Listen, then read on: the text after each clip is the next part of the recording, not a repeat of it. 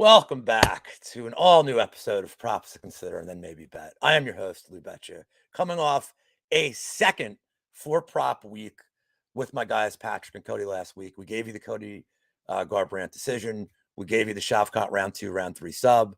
We gave you the DDP round 2 KO. But most importantly, we gave you the Cameron Simon Yam Bag shot. We nailed it at 20-1. But enough about the past. Let's move on to the future. My guest this week, one of my favorite people in the space, a Philly guy also. I do have some Philly bias. His interviews are great. Some of the in-depth stuff he talks about with Jim's excellent. A producer at the Scrap News, Philly's own Jake Noecker. Jake, how are you doing today, man? I'm great, dude. Thank you for having me on. And real quick, before we get too far into this, you mentioned the Philadelphia area. It's got to give them a quick little, let them Eagles shine, baby. We're coming back for it, 2024. I don't know if you're aware of this, but even though I live in Philadelphia, you're aware I am a Giants fan, correct? Yeah, that's why I'm saying, Yeah, we're a terrible team. We just paid a quarterback way too much money. Way too much money for Daniel Jones. Anyway, well, while we're on the topic of Philly, a couple of questions I want to ask to familiarize you with my audience and vice versa. First of all, tell me about the Scrap News, because I went on the site and I thought it was interesting. It's not just about combat sports. There's bare knuckle, there's pro wrestling stuff on there. We are in WrestleMania season coming up. So, of course, anybody that wants the wrestling content can find it there. Tell me more about the Scrap News and how did you get involved with them in the first place and how'd that come to be?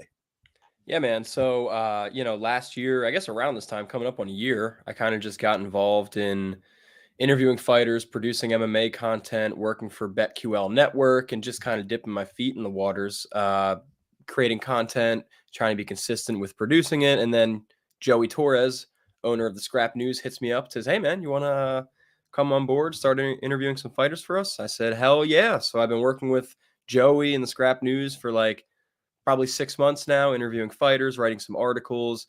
They're great over there, man. They cover WWE, boxing, MMA, everything in between. They got live shows, WWE guys.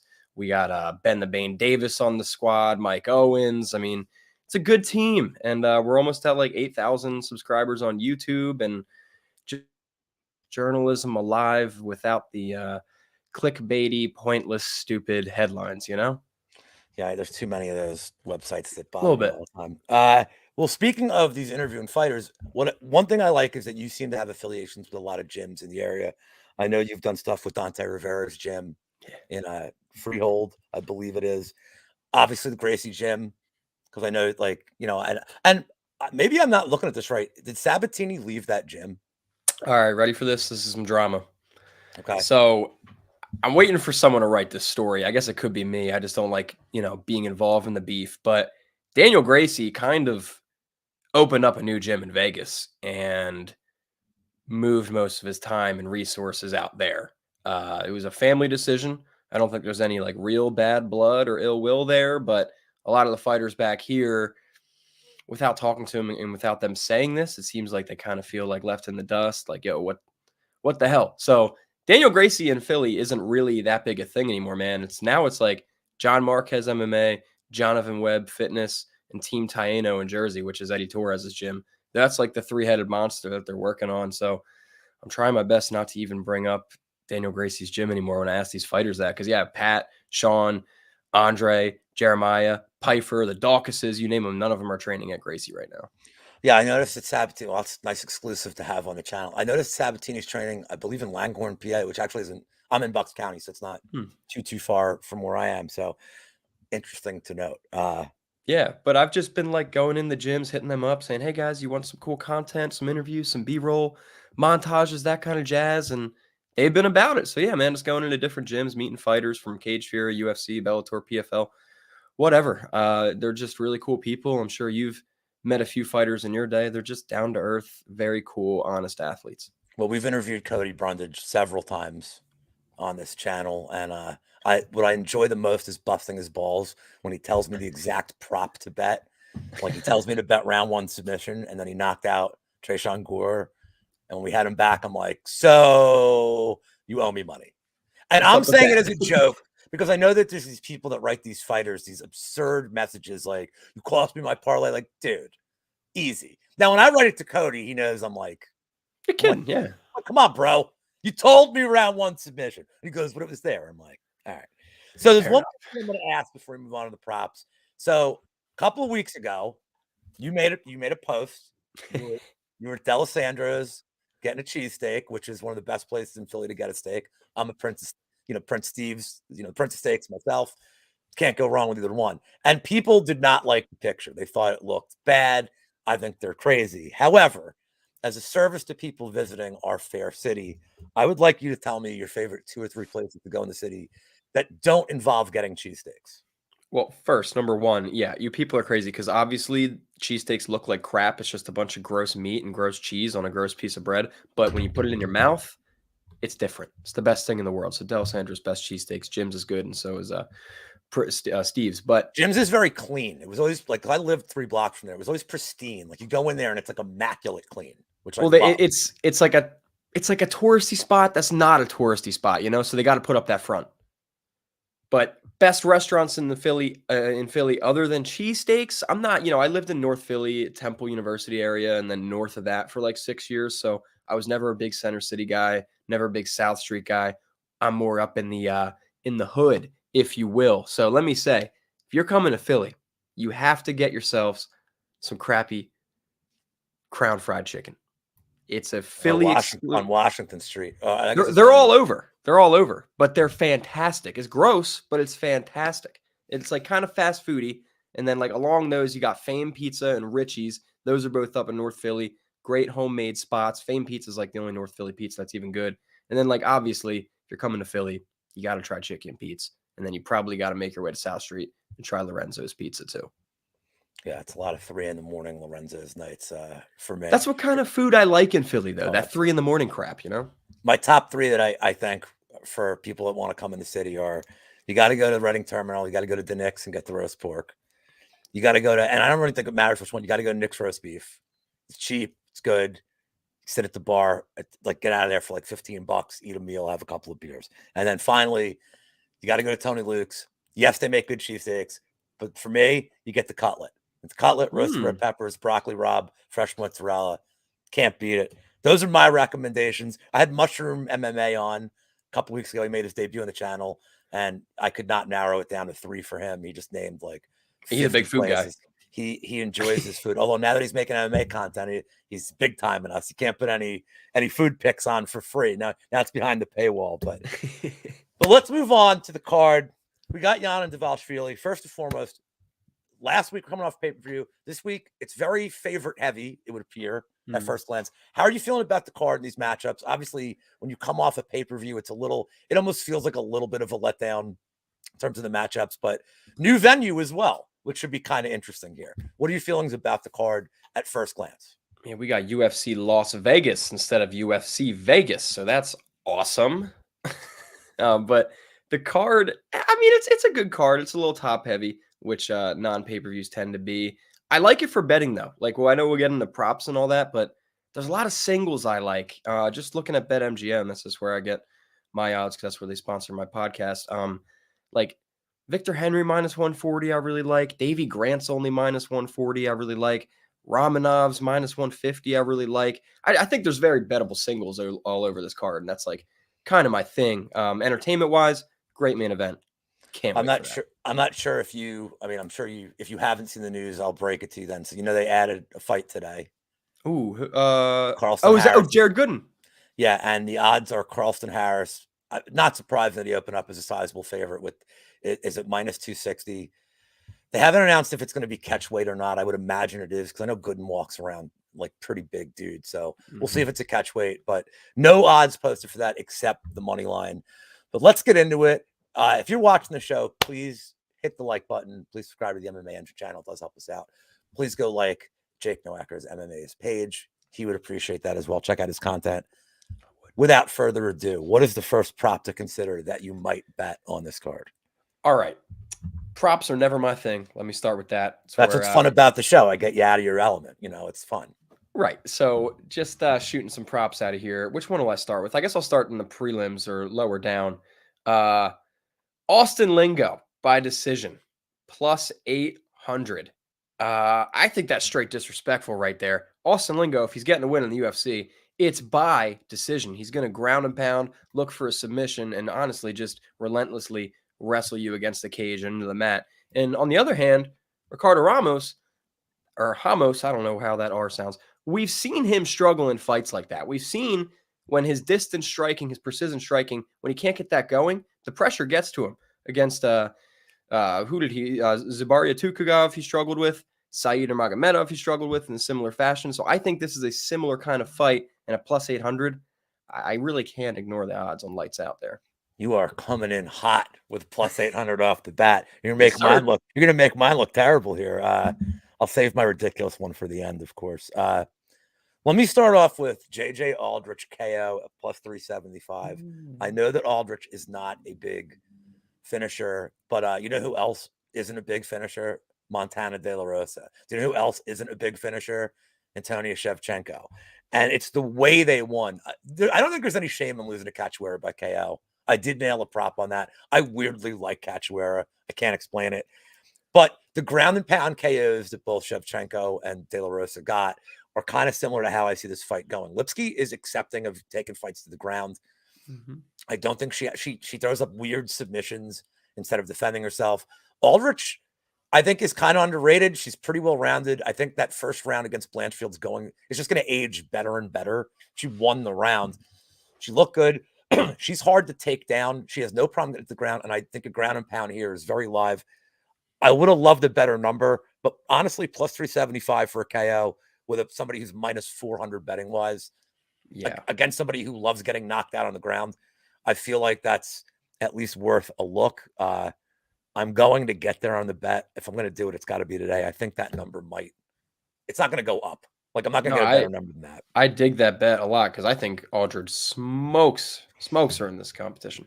Yeah, I don't like betting. Like, if you know anything about the way I bet, like, I hate betting juiced favorites. Like, it's just not my style. Sure. But I think she's a very safe parlay piece. Yeah. So, all right, what's your next one you got for us? Next up, coming off a big win over Cub Swanson, Jonathan Martinez. Well, first of all, I mean, I think the money line is live there this week. Or no, that money line is. Oh no, sorry, the money line is live. I was looking at it reverse. Jonathan Martinez is plus 210 on the money line. I thought he was minus 175, but Nurmagomedov's minus 275. So plus 210 money line on Martinez. I like that, but prop wise, I like the knockout here, and it's another wide line. Plus 700, but Martinez 8 career knockouts, very technical striking, and he's getting more aggressive behind that striking too in his recent fights, especially his last time out against Swanson. Said, great fighter. It's not fair for me to say you get lucky in the sport of MMA, but he certainly capitalizes on other fighters' mistakes, and I don't think Martinez is going to make the same mistakes that Stamen did, that Said Hukub Kakramov. There you go. The same mistakes they made. I think Martinez is a level up. I think he's the best competition Nurmagomedov's faced so far, or at least in a long time. I think as an underdog, he's great, and that knockout is looking good. All right, well, then I'm going to take this time to give you my second prop, since I'm on the other side of this. Uh-oh. And I have Said sub at plus 450. Some books have it at plus 500. Everything you said is right, and that's why I like the sub prop is I think that Nurmagomedov's going to have to try to get this to the ground. I don't think he's going to have an advantage on the feet. He's not going to have the length. In all fairness, I've been wrong the last 5 fights Martinez was in. Like, I keep betting against him. He keeps winning. Like, I had Cub Swanson against him. I had David Grant against him when he knocked him out. I don't know that the knockout's live. I don't love Jonathan Martinez's striking defense. Alejandro Perez bonked him twice, and he survived because he's down in the round, but I don't like how Martinez leaves himself open, but he is young. He's improving. His length is going to be big here. The leg kicks are going to be big here, which is why I think Nurmagomedov 1,000,000% have to get this fight to the ground. Martinez's takedown defense is 70% on paper, but realistically, he's not facing anybody that's going for takedowns. I mean, Cub Swanson went for takedowns because he was getting greasy on the feet. But in general, he's facing strikers that have no interest. Like Alejandro Perez isn't going for a takedown. Vince Morales is not going for a takedown. So I'm playing this number based on what I know that Said can do, and we'll see if Martinez can defend it, because if Said gets a takedown in the first, it's going to be a long night for Martinez. I do like the KO look at plus 700 that you gave out. He's coming off a knockout, so there's something to be said for like getting a little bit of momentum. I know Cub Swanson's an aging fighter, also one of my all-time favorites. It was very sad to watch that. Yeah. But he seems to be improving and coming into his own. It's his striking defense and his takedown defense that I think needs to be tested. I think it will be tested here, and I'm interested to see how it plays out. So you and I are on opposite sides, but you could play both of these props, and if one of them hits, you're in good shape. So, because all right, what do you got for us now? Oh, sorry. I was just gonna say real quick. I think you're also right here. It's a matter of who can get their game plan implemented, right? And I also think the advantage for Nurmagomedov is the fact that he capitalizes on mistakes so well. So yeah, it's can Martinez be the fighter I think he is? If this stays standing for 15 minutes, I love the Martinez money line. I mean, if it's strictly a stand-up affair for 15 minutes, I think you have to favor him with his volume and with the leg kicks. I think you 1,000,000% have to. And this number is only getting better, so there's no reason to bet him yet if you like him. Wait till Friday. Wait till after the weigh-ins. The number just it's he might get to plus 250. You know, people are paying the Nurmagomedov tax right now, and it only seems to be growing. And he's not related to those Nurmagomedovs. He's not. Yes, he is not. There's no relation. No. All right, what do you got next for us? This is my favorite one. This is the one I actually would say, people, put some money on this. Alexander Romanov by decision plus 500. I think either way. Really? Yeah, you don't like it? Go ahead. I want to hear why. Well, I think, first of all, either way you shake this fight, it's probably going to decision, in my opinion. So that's Volkov plus 400, Romanov plus 500. I'm a big Romanov fan, coming off his first career loss in a tough, grueling fight. That's kind of what he's been getting into recently, too. He likes to drag these boys out into deep waters. Romanov, he tires a bit. That's the reason he's not getting a finish here. He's very early finish threat. Volkov is better than that. He's not going to get finished in that first round. But from what I've been told, Romanov has made extreme improvements, put insane attention on his cardio and gas tank for this fight. I see Romanov taking Volkov down and laying on top of him for 12 to 15 minutes for a decision victory. Volkov, very experienced. He's fought the best of the best. Only L by finish was by Tom Aspinall since 2018. So the durability is going to play a factor. I just think the Romanov wrestling is going to be too much here. Wow, the decision is interesting. So I think Volkov survives. So I have let's talk about that fight for my prop. So I have the round one submission for Romanov, but here now you mentioned the it's either going that way or my way. You know, you mentioned the durability of Volkov, and I do think he has good durability. But let me throw this stat at you. I know his takedown defense stats are skewed because the Blades fight, because Blades took him down 80 times in that fight. He's only ever faced one submission attempt, and you just brought up who did it, and that was Aspinall, and it did not end well. If you want to, like, I had money on Tybura decision, like, which was the greasy. I thought it was going to be a draw. Like, honestly, I thought it was a 10-8 round. But let's talk about that first round because, yeah, you could say Romanov gassed out. I mean, completely gassed out. But a different ref would have stopped the fight, and we're not talking about it. I mean, it was a 10-8 for me all day. I don't know how it wasn't a 10-8. And it was like 28 unanswered strikes to 0. So, like I said, and these were damaging shots. So I think a different ref stops that fight. If Romanov does start going for submission attempts early, I don't know how Volkov's defense is going to be. Romanov's so big. But now what you're telling me about this whole, like, and we've seen this before where guys that are known as gassers, they fight a different style. They'll come out maybe a little less volume, like not the urgency to get it done early and often. And not just against Tybura, against Espino, he looked, he was gassing pretty bad in the second round too. So, wow, that's a tempting look. What is it? Would you say it is plus 400 for the decision? I have it on BetMGM plus 500. Romanov by decision. Volkov's plus 400 by decision. What's he first round finish or sub? What's he first round sub? Also plus 500. I mean, dude, I feel like that's how he's going to win the fight. One of those two, So, Romanov decision, it's such an interesting play because it never would have, it's not even in my purview, to think about. But God, that's going to be such a greasy third round too. You're going to be, it's like the Cody Garbrandt fight, dude. The Cody was up 2 rounds to nothing, clear as day last week, and I'm like, all right, now I got to clench my cheeks for 5 minutes, and then he gets hit, and I'm like. Oh no, here we go again. Deja vu. I worry that if that would be my worry is if Romanov wins the first 2 rounds, gets the grappling going and doesn't expend all his energy, Volkov's going to come out, knows he's going to need a finish, and then you start shitting yourself, hoping that he can hang on. But that is an interesting look, man. I I don't hate it at all, and I'm kind of it's like and now it's like messing with my head because I'm like in my head I'm like, do I just do round 1 KO, round 1 sub? But that's really interesting. All right, what is the fourth prop that you have for this card? And then we'll get to the main event. So this one's not even really so much mine as much as it is other people like handicappers I've been following that they've convinced me on. Ryan Spann by submission plus 500. It's the obvious one to talk about, man. 7 career submission losses for Krylov. That's including amateur. 14 career submission wins for Spann. Krylov's got a chin. I don't see him getting knocked out here. Since Spann has gone to Fortis MMA, completely different fighter. Fight IQ through the roof. That was one of his issues before. His boxing and kickboxing is way better. And along with the fight IQ, he's not afraid to take these UFC fights to the ground anymore. That was kind of his problem at the start of his UFC tenure. He'd force it on the feet.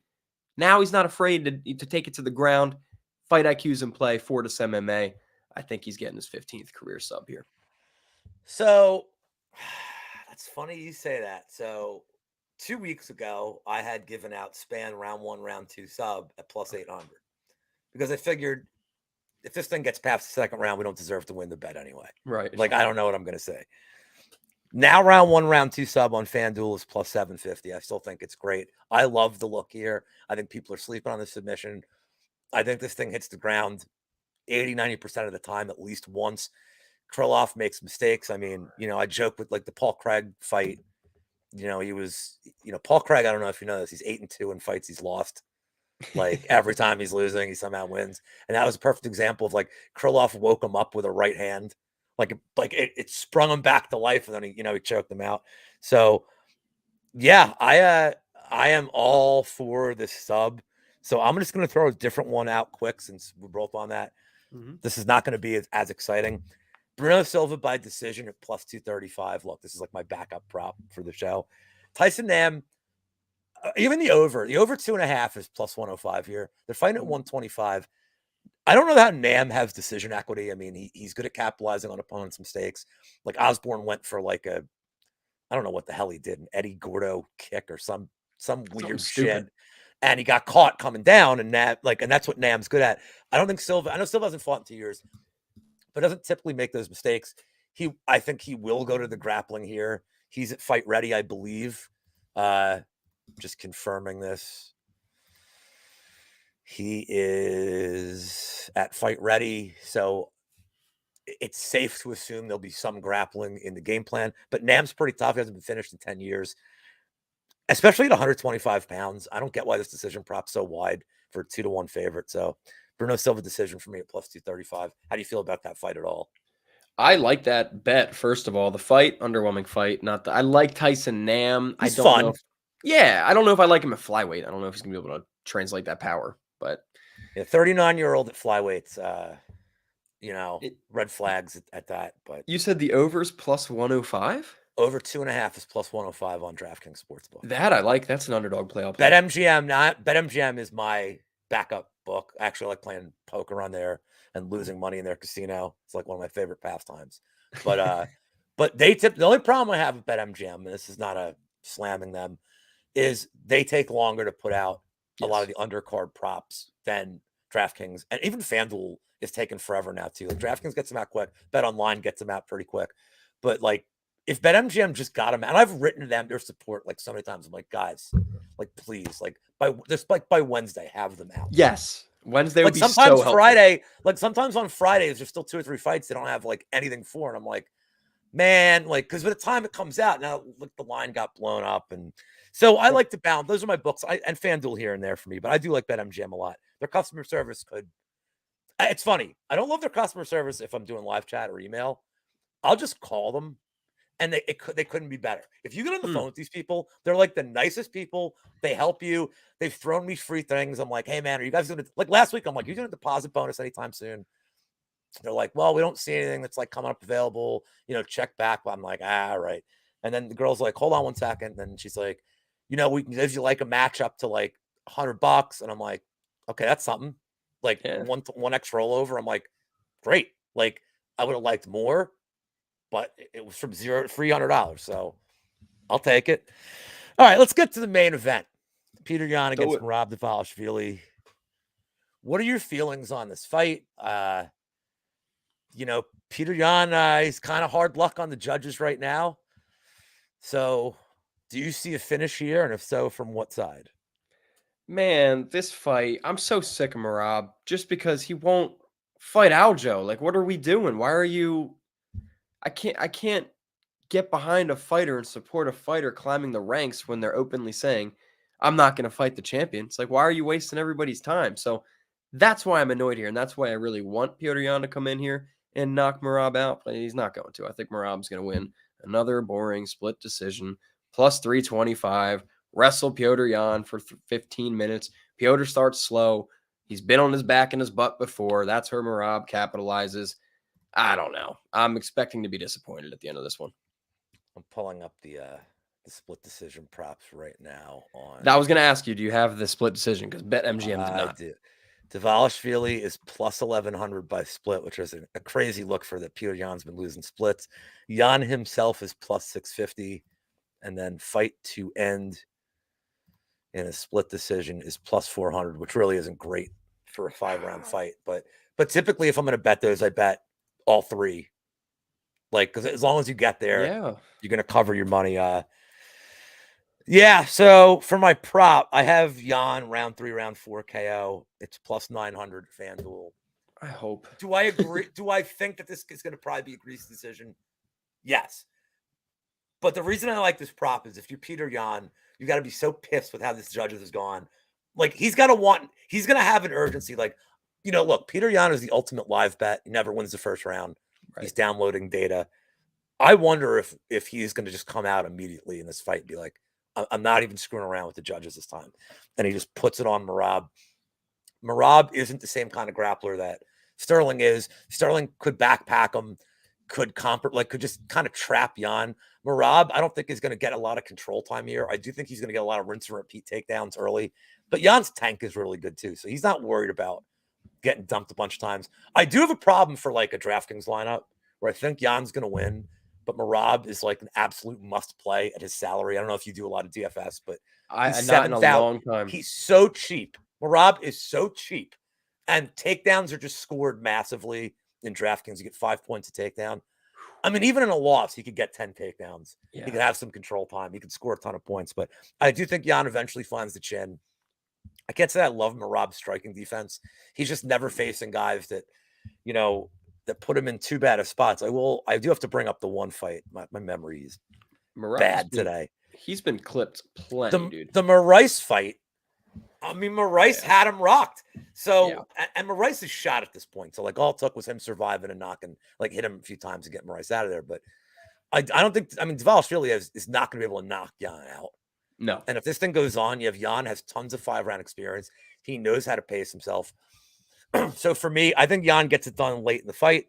Round 5 KO prop is like insane too. It's like plus 2,500. I mean, all the late round pokes I think are worth a shot, but also just live bet them because that's what Petr Yan typically does. If you missed a 220, if you missed a number, excuse me. Oh well. So, all right, let's get to the bet that my guests love, and that is the Yam Bag special. If you're watching for the first time, we're betting on a fight to have a point deduction. No, it does not necessarily have to be a shot to the nuts. It could be an eye poke. It could be a cage grab. Unless Mark Smith's reffing, then you're never getting a cage grab called ever. Any foul where a point is deducted. We hit this last week. Finally, Cameron Simon. And as soon as he hit him in the second time, like a glorious moment. This is the kind of content I'm here for. What fight on this card and why? Because I think this is a tricky card for this. What fight and why are you picking a point deduction? I think we have the same fight here. I have a feeling. Because I'm going with the heavyweights, Romanov and Volkov. Is that what you have? I had a backup in case you picked that. But yes, it's listed on my sheet. It's going to be the sloppiest fight of the night. Romanov's had points taken before. And even when he hasn't, he's still kicking and kneeing people in the balls and poking their eyes. So and they're going to be up against the cage a lot too. You got the fence grabbing opportunity. Yeah, man, give me a point taken away there, easy. There is one other element of that fight that we at the Yam Bag Institute approve of, and that is that it's Southpaw versus Orthodox, which If you look at some of these fights, it's when the stances are open too. So, I mean, look, these guys are not big kickers, but it does, when the stances are open up, it does, statistically on my made up numbers, it enhances the percentage of a Yam Bag by at least 2.5%. I went, and this isn't going to be great technical analysis. I get the name of this segment now. Sorry. I get it. I knew you'd come around. Good. So for me, I went with Williams and Brzeski. I don't think Williams should be fighting at heavyweight. He even said he's looking forward to fighting at light heavyweight, and now he's fighting at heavyweight against Brzeski. The Brzeski-Budai fight was so bad. It was awful. It was terrible. He won that fight. I don't know how they gave Budai the decision. But these are two low-level, sloppy heavyweights. I do think Williams is going to have a lot of grappling, so the cage grabs are live. I think Brzeski's going to gas out pretty badly here. I was not impressed with Williams on the Contender Series. I was less impressed with Jimmy Lawson because I had a bet on him. Yeah, that was bad. And I heard that Penn State has instantly, they're like, nope, you're not allowed here anymore. You're not allowed in the rest. Like I think they said you have to now face Bo Nickel. Like Bo's going to come back, and you have to wrestle Bo for 10 minutes as punishment for the one strike he landed on Williams on the Contender Series. At least with that bet, I knew it was done in 30 seconds. I'm like, yep. Just move on to the next one. I'm done. This is terrible. I don't know what Williams' ceiling is. I don't know what Bresci's. They're both honestly, if Chris Barnett fought either one, I'd bet Chris Barnett. Yeah. I would. I mean, I don't if they fought Chase Sherman, I don't know what I would do. Maybe I wouldn't watch it. I'm not sure I'd go there, but I think when you get two sloppy heavyweights that are low level, I mean, there's such variance and weird stuff happens here. So that's what I'm going with. It's a flyer bet. It's the point. You bet $5, $10, and you have a good time with it. But I love it. Jake, I want to thank you for coming on the show. I really appreciate you taking time out of your week. Tell people what you're up to soon and where they can find you and all that good stuff for plugs. Yeah, man. So first of all, thank you for having me. Appreciate it. Been Twitter buds for a while. Glad to finally talk via virtual screen. You guys can find me at Jake Noecker MMA on Twitter, at Jake Noecker on Instagram. I'm also on YouTube. I post all my fighter interviews there. The Scrap News, at the Scrap News, on my fighter interviews also go there. And then at BetQL Network is where my podcast Tapped Out is. We're on every Saturday, 7 to 9 p.m. Eastern time.